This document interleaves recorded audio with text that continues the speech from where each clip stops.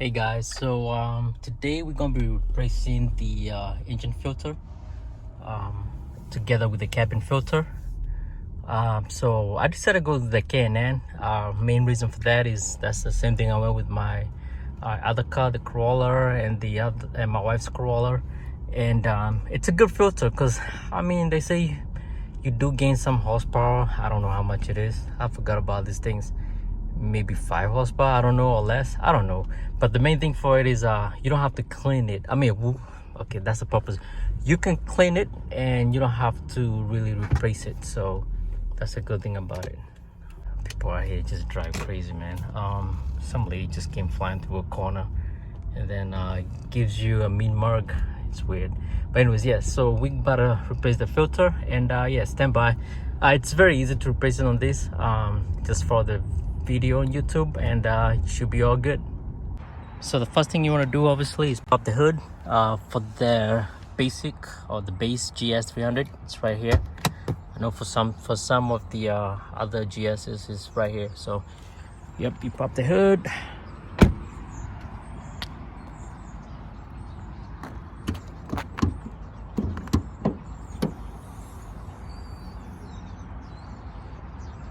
And your engine filter should be right on that corner. So we just gonna pop this clip up here, that one, and then we should be all good.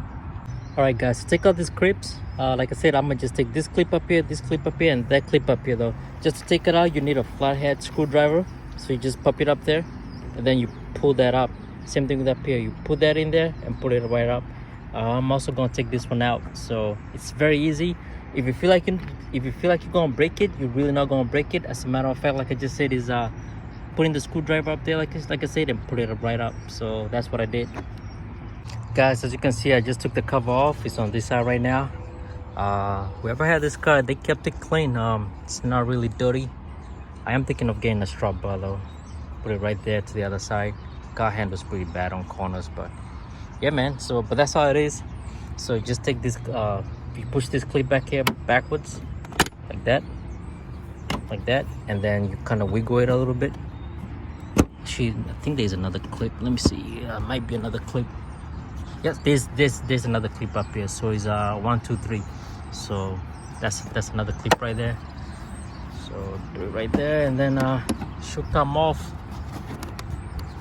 Filter is actually pretty clean, but I'll just go ahead and replace it regardless. So let me see. Believe since we're learning this as we're doing it, you have to pull this cable up here for the mass airflow sensor on the side, I believe.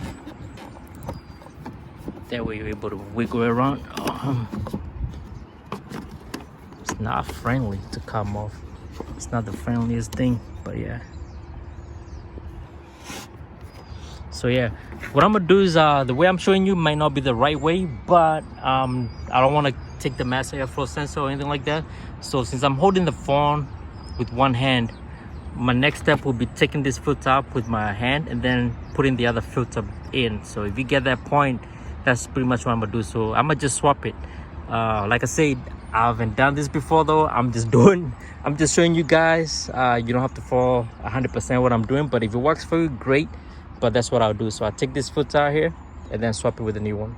Actually guys, I was a little bit more impatient. So if you put it this way, I was putting towards the side, I don't know why, but if you put it this way, you have a lot of access. See that?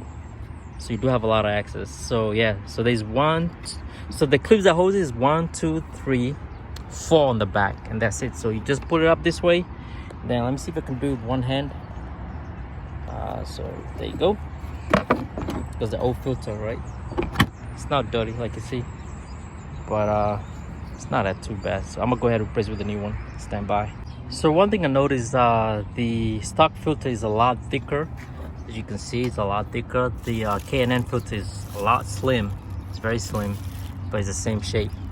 So I don't know if that helps, but I'm gonna go ahead and put it anyways though. I do like K&N filters. Plus the car will breathe a lot better. So like I said, it might make a little bit more horsepower. I don't know, maybe 5 horsepower or less. I'm not sure, but either way, I'd be happy with it than the regular filter. That's just me. Some people get mad. They like going OEM the whole time. Sometimes I like OEM, but sometimes I like aftermarket. My aftermarket this time is this filter right here. again, this is very easy. So you just lift the box up a little bit. I'm using one hand, but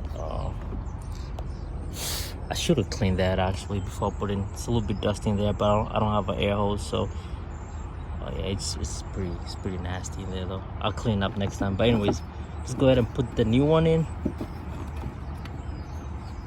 and she fits like a glove, right? There you go, your Can-Am filter. So fits in just perfect.